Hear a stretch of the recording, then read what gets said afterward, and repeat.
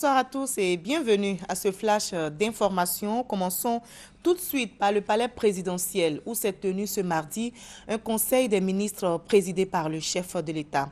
Les premiers résultats du 4e recensement général de la population ont été donnés lors de ce conseil. 22 671 000 habitants ont été recensés à la date de fin juin, date de la fin du recensement.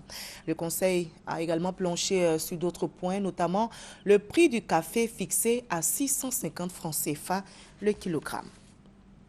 Les prix des passages sur le pont Henri-Konan Bédié sont connus depuis ce mardi. Les tarifs sont fixés à 500 francs CFA par passage pour les véhicules personnels, 1500 pour les véhicules de transport et 3000 francs CFA par passage, bien sûr, pour les véhicules poids lourds. Le reportage de Francis Boifo. Le passage des véhicules et autres engins sur le pont Henri-Konan Bédié sera payant à partir du 2 janvier prochain. C'est le ministre des Infrastructures économiques qui l'annonce. Pour les véhicules de tourisme, par passage, un passage, c'est donc d'un point à l'autre du pont. C'est 500 francs CFA. Pour les camions, les cars, 1500 francs le passage. Pour les poids lourds, 3000 francs le passage. 3 procédures s'offrent aux usagers pour le règlement à la caisse. La première façon de payer, c'est de venir au péage et de payer en espèces pour que la barrière se lève. La deuxième façon de payer, c'est de payer par télécarte. C'est des badges que vous achetez et que vous avez la possibilité donc de mettre sur votre pare-brise. Et quand vous êtes en approche de l'entrée du péage, il y a un système donc numérique qui lit directement le code inscrit sur la carte et la barrière s'ouvre. La troisième manière de payer, c'est par le téléphone mobile. C'est là une technologie révolutionnaire. C'est donc un logiciel qui est développé donc en accord avec le concessionnaire et donc les sociétés mobiles et qui permet de faire une recharge comme on le fait en transfert d'argent. Et lorsque vous êtes, je dirais, au niveau du péage, au lieu de donner de l'argent, vous faites le code, vous mettez il y a une petite chanson, vous mettez ça et vous passez. Inauguré le 16 décembre dernier, le pont Henri-Konan Bédié est le fruit d'un partenariat public-privé.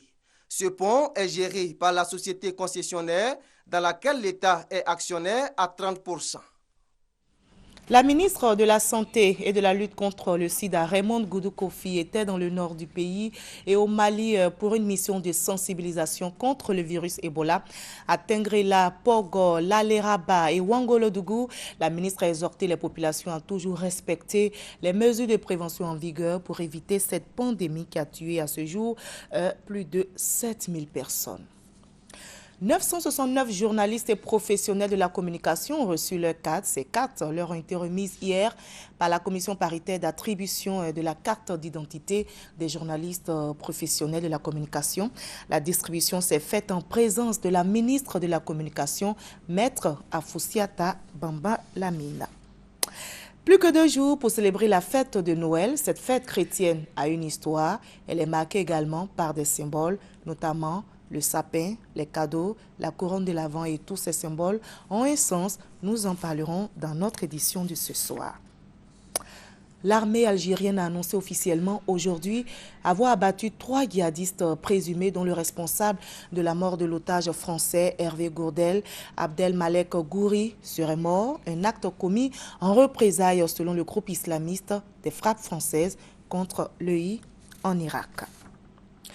L'annonce de la normalisation des relations entre les États-Unis et Cuba mercredi dernier aura comme première conséquence le développement d'infrastructures de télécommunications qui mettront fin au blocus du web que connaît depuis toujours cet État insulaire des Caraïbes. C'est ici que l'on s'arrête. On se retrouve à 20h pour la grande édition.